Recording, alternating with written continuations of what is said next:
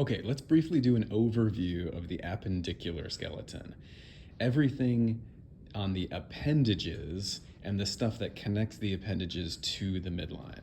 So we got our appendages being our arms and legs. So our arm is an appendicular skeletal anatomy, and connecting the arm to the center is our clavicle and our scapula.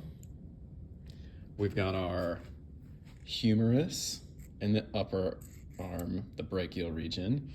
We've got our radius and our ulna. In the hand, we've got our carpals, metacarpals, and then phalanges. And the metacarpals and phalanges are numbered from the thumb 1, 2, 3, 4, and then 5. We've got our legs, the other part of the appendicular skeleton. The thing connecting the leg to the midline is this large bone with several bones forming joints together. You can call this the coxal bone. It's sometimes called the os coxae, and it's got 3 bones that make it up: the ilium, the ischium, and then the pubis, or the pubic bone.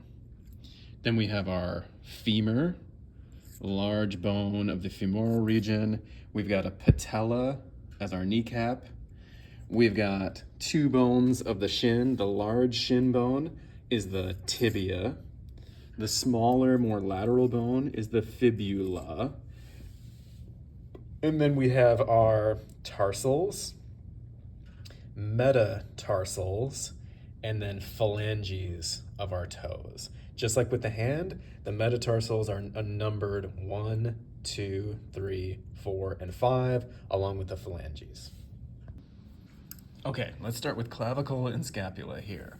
Here we can see we've got the clavicle or the collarbone, and then the scapula, the shoulder blade. On the clavicle, you can see it's kind of this S-shaped bone. There's 2 major structures that I'd like us to know, and they're each at the ends. Here is the sternal end of the clavicle, and there is the acromial end. And the sternal end, if you turn it and look at it, it kind of looks like it has a little saddle on it where a bone could kind of fit nicely into it, whereas the acromial end has got this nice, beautiful S-shaped bend to it. And we call this the acromial end because it meets up, kind of like that, it meets up with the acromion of the scapula. So let's go over the scapula next. You got the scapula here. Maybe the first and most obvious thing that we can see on the scapula is this big raised projection right here.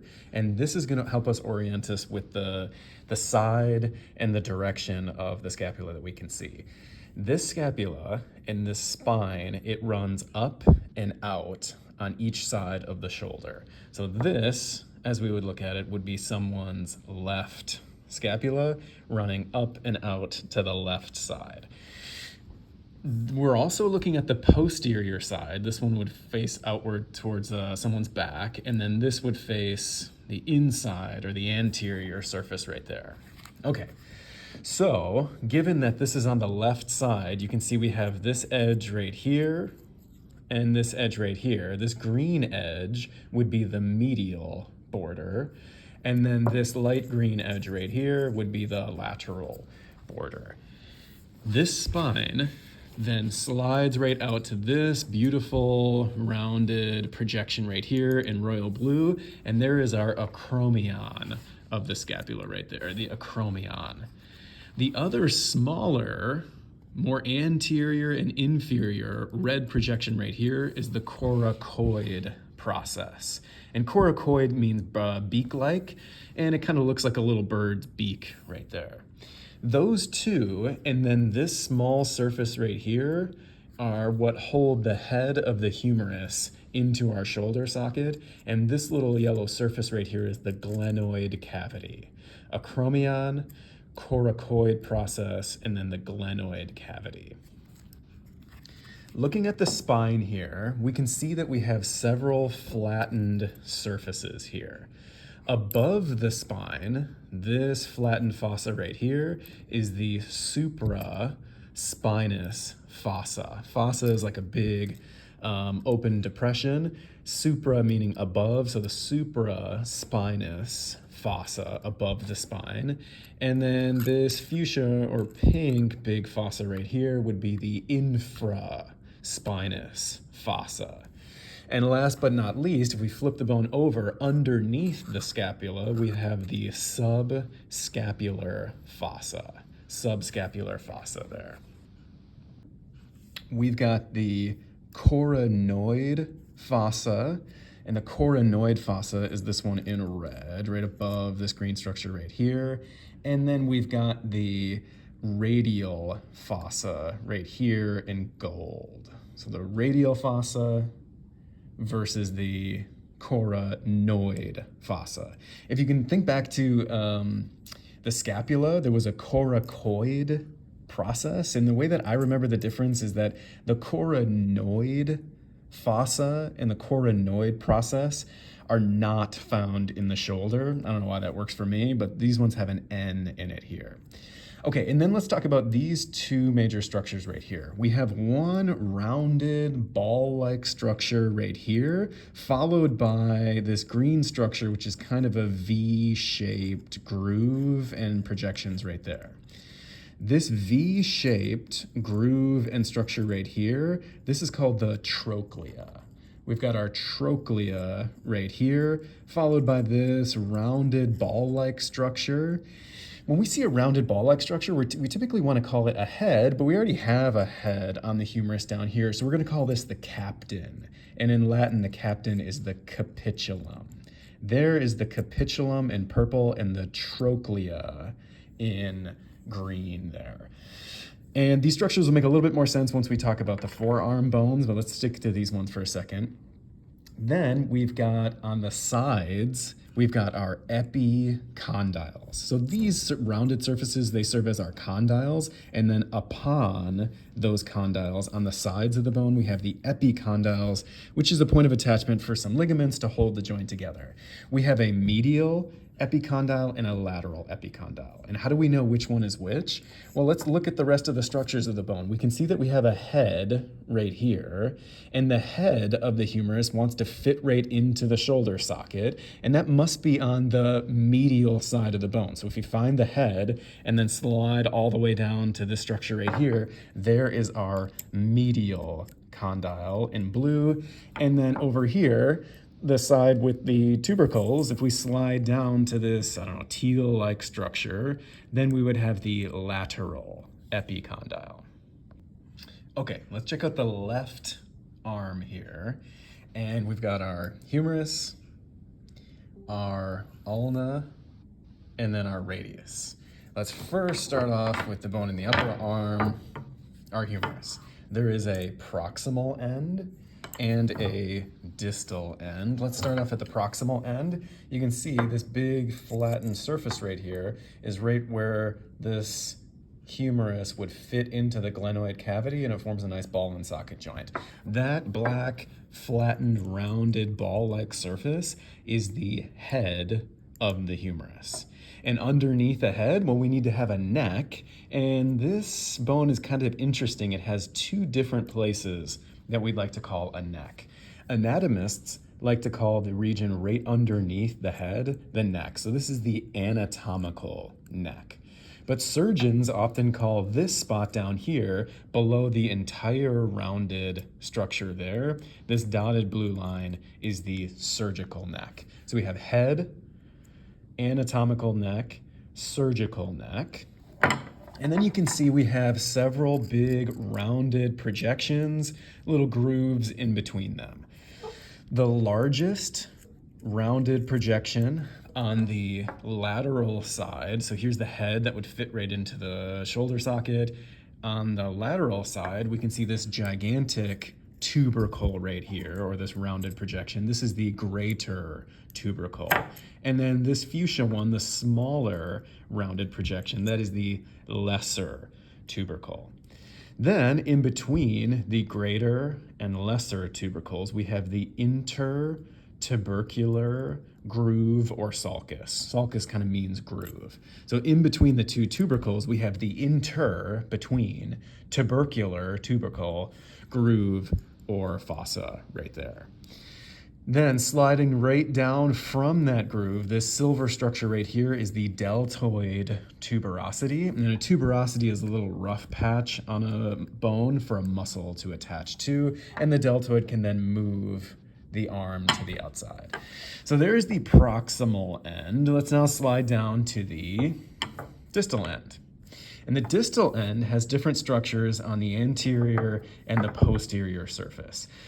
How do we know which is the anterior or posterior surface? Well, let's look for these big open fossas right here. On this surface, we can see one gigantic opening right here. And if we flip it over to the other side, we see two smaller openings right there. The two smaller openings are on the anterior side, and then the one gigantic opening is on the posterior side. In this gigantic opening right here in orange is the olecranon fossa. We've got the olecranon fossa right there, where the olecranon of the ulna can slide right into when we extend our arm straight. So there's the olecranon fossa. On the other side, we've got a couple other structures that we can see here. We've got the coronoid fossa, and the coronoid fossa is this one in red, right above this green structure right here. And then we've got the radial fossa right here in gold. So the radial fossa versus the coronoid fossa. If you can think back to the scapula, there was a coracoid process, and the way that I remember the difference is that the coronoid fossa and the coronoid process are not found in the shoulder. I don't know why that works for me, but these ones have an N in it here. Okay, and then let's talk about these two major structures right here. We have one rounded ball-like structure right here, followed by this green structure, which is kind of a V-shaped groove and projections right there. This V-shaped groove and structure right here, this is called the trochlea. We've got our trochlea right here, followed by this rounded ball-like structure. When we see a rounded ball-like structure, we typically want to call it a head, but we already have a head on the humerus down here, so we're going to call this the captain. And in Latin, the captain is the capitulum. There is the capitulum in purple and the trochlea in green there. And these structures will make a little bit more sense once we talk about the forearm bones, but let's stick to these ones for a second. Then we've got on the sides, we've got our epicondyles. So these rounded surfaces, they serve as our condyles, and then upon those condyles on the sides of the bone, we have the epicondyles, which is a point of attachment for some ligaments to hold the joint together. We have a medial epicondyle and a lateral epicondyle. And how do we know which one is which? Well, let's look at the rest of the structures of the bone. We can see that we have a head right here, and the head of the humerus wants to fit right into the shoulder socket, and that must be on the medial side of the bone. So if you find the head and then slide all the way down to this structure right here, there is our medial condyle in blue. And then over here, the side with the tubercles, if we slide down to this, I don't know, teal-like structure, then we would have the lateral epicondyle. Okay, now we have our ulna and our radius. How do I tell the difference between the two? The ulna has this U-shaped structure in it. So there's our ulna, and then the radius has got this rounded head on it. It's almost like a perfect cylinder in orange there. So there's our radius that kind of fans out at the end, whereas the ulna comes to a more thinner point there. So let's start with the ulna here, the one with that nice rounded notch. And by the way, that rounded notch is going to be able to fit right into our trochlea and is going to allow us to bend and extend our arm in that hinge joint right there. Okay, let's start off at the proximal end down here.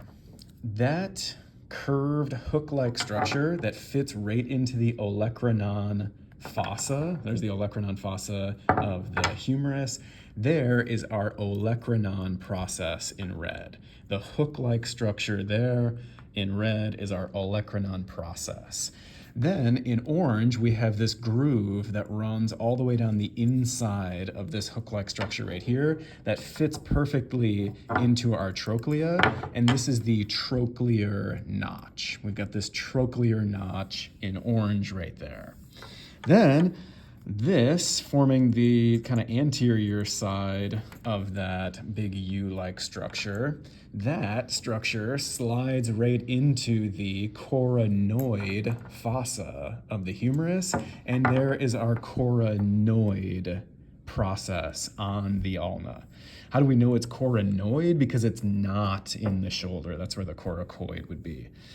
Then we have this little notch right here, and this little notch is for the radial bone to fit into. So we would say that this is the radial notch on the ulna, and it's right where the head of the radius can fit into it. Before we go on to the distal end, let's just finish up with the radius. We'll talk about its structures. And we just said that this orange structure right here, the rounded ball-like structure there, it fits right into this radial notch on the ulna. This is the radial head. So there's the head of the radius. What's right underneath a head? Well, there's the neck of the radius right there. Then this big protrusion right here is the radial tuberosity, a little bump with a little rough patch on it for a bunch of bones that can help us rotate our forearm around. Now let's slide down to the distal ends here. If we start off with the ulna, the rounded ball-like structure at the end of the ulna, there's the ulnar head, the head of the ulna.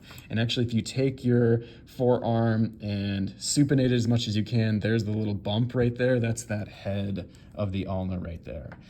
On the outside, on the lateral side here, we can find that we have this little protrusion or this little pen-like sharp point. There's the styloid process of the ulna. On this side, we have our styloid process of the radius. So there's that sharp point of the radius. And here we have a little notch. And here's the ulnar notch of the radius. And that's right where the head fits in of the ulna that will allow this radius to kind of rotate and slide around. And you can see that the two styloid processes, they form this nice little cup-like structure here. And that's where all of our carpal bone sits in. We'll talk about those next. All right, let's take a look at the hand here. As we just mentioned, we've got all of our carpal bones right here. I'm not going to ask us for each carpal bone specifically, but I'd like us to know that there's these 8 carpal bones that hang out right in the wrist. They are right where the lines of our wrist show up. That's right where our carpal bones live. Upon those carpal bones, we have our metacarpals, 5 of them, 1, 2, 3, 4, 5, numbered from thumb to pinky, 5 metacarpal bones. And then we've got our phalanges in our fingers. And the phalanges are also numbered 1 through 5, same as the metacarpals. And in our fingers, there are 3 phalanges that form joints together. There's the proximal phalange, the middle phalange, and then the distal phalange. And you can number each one of those. There's proximal phalange 2, here's middle phalange 3, and then there's distal phalange 5. Proximal, middle, and distal, not too bad, except that the thumb only has 2 phalanges in it. So which ones are added, which ones are left out? We have a proximal phalange and a distal phalange. Which one do we leave out? We leave out the middle phalange. Just like if you have children, the middle one always gets forgotten about. I'm to call out to you all you middle children. We're going to forget about the middle child when we talk about the thumb and for the big toe as well. Okay, here we have our 2 coxal bones that make up our hips. So how these fit together is at the anterior side, we have this connection right here. And then at the posterior side, where these fuchsia surfaces are, that's where the sacrum and coccyx would live, and those aren't included in this model right here. So let's just take one of them and start looking at some important structures that we can see here. Keep in mind that this bone right here is actually 3 bones that form joints with one another. This big, open, flattened part of the bone up here, this is the ilium. Underneath, down here, we'd have the ischium. And then at the anterior side right here, we'd have the pubis, or the pubic bone. How do I remember these ones? The ilium is this big flattened one. The ischium is this rounded one that we would sit on if we were to sit down. Ilium up at the top, ischium, we would sit on it, and then the pubic bone forms that pubic region at the very front. Ilium, ischium, and then pubic bone right there. Other structures that are pretty obvious, you can see this huge open cup-like structure for the head of the femur to fit right into it. That's the acetabulum. You can see the acetabulum, the rounded cup-like structure right there. And then this big, huge hole right here, that is the obturator foramen. So when we look at these bones, first, I would identify where's the ilium, okay, and that goes at the top, and then the pubic bone, that goes at the front, okay, and so it's kind of like this, but does it go this way or this way? Well, the acetabulum goes to the outside. So we're looking at the right hip bone right there, left hip bone right there. And they kind of fit together like that. Other structures that we should know about here. Okay, let's start off with the ilium, this bone up here. This big blade right here, the top part of this ilium is the iliac crest. You can see this iliac crest right here on the surface. This iliac crest then leads to 4 points. 2 over here, and then 2 back here. There's 2 on the anterior side, 2 on the posterior side. One of them is above and one of them is below. So these aren't actually named too bad. So on the anterior side, how do we know it's anterior? Because it's the same side as the pubic bone. The pubic bone is anterior facing. Follow that iliac crest to this bone right here, this point right here. This is the anterior superior iliac spine. As we slide down to this sharp point right here, we'd find the anterior inferior iliac spine. Sliding to the posterior side then, the first sharp point that we can find right here in brown, we've got the posterior superior iliac spine. Sliding down a little bit more, the posterior inferior iliac spine. Just keep it moving here. This Nike swoosh shaped structure right here is the greater sciatic notch. The greater sciatic notch. And that leads straight down here to this sharpened point right here, which is the ischial spine. The ischial spine right there. If we keep sliding around on the very bottom, you'll notice this rough patch on the bottom side of the ischium there. That is the ischial tuberosity. The ischial tuberosity. Other structures that we can see here, we can see this pink surface right here, and this is going to form the joint between the ilium and the sacrum that sits at the very back part of our hip. And this is the sacroiliac joint. This surface right here forms a flattened surface. There's going to be a little bit of movement here for the sacroiliac joint. All right, here we have the femur. Pretty easy to tell the femur because it has this massive head and neck, huge projections on it. It's the largest bone in the body, not too bad. Okay, let's start off at this proximal end over here. The easiest structure that we can see is this big rounded surface, ball-like structure that would fit into the acetabulum of the coxal bone. Here is the head of the femur right there. Underneath the head is the neck of the femur right there. Opposite to the head is this huge rounded projection right here, great point of attachment for a bunch of muscles.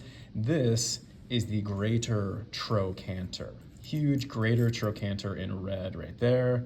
Then we've got the lesser trochanter in blue right there, the smaller rounded structure right there. Moving down, we can see this rough patch right here. Here is the gluteal tuberosity, sliding right into this central raised part right here, and this is the linea aspera. To me, it looks like a little mountain range, and it kind of separates muscles on the right and left side of the femur. Okay, sliding down to the distal end then, we can see we have these two huge rounded surfaces and a little groove in between, and then one major groove on the anterior side. This anterior groove right here is the patellar surface. That's where the patella would sit in and slide back and forth. And then these two rounded structures, these are condyles that sit upon the tibia. How do we know which one is the medial and which one is the lateral condyle? Well, you can go up here and find the head, and what side of the femur is the head going to be on, the medial or the lateral side? Well, it needs to meet up with the center line of the body, so this is going to be the medial side of the bone, and you can slide right down to find the medial condyle right here, and on the trochanter side, slide down, we find the lateral condyle right there.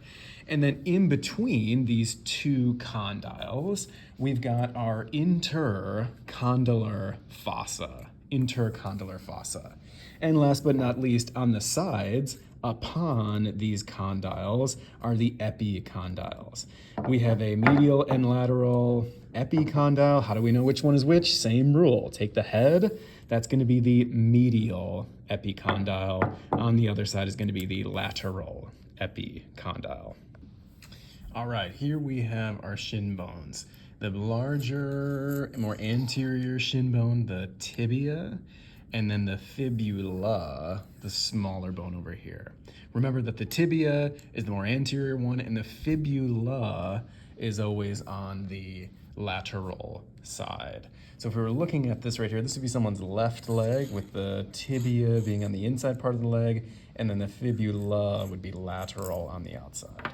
So let's take a look at the tibia first, and let's take a look at this proximal end first. I think the easiest thing to find first is this anterior bump on the front part of the tibia, and that'll help you kind of orient yourself as to what part we're looking at. Here you can see this tibial tuberosity right there, that nice little bump.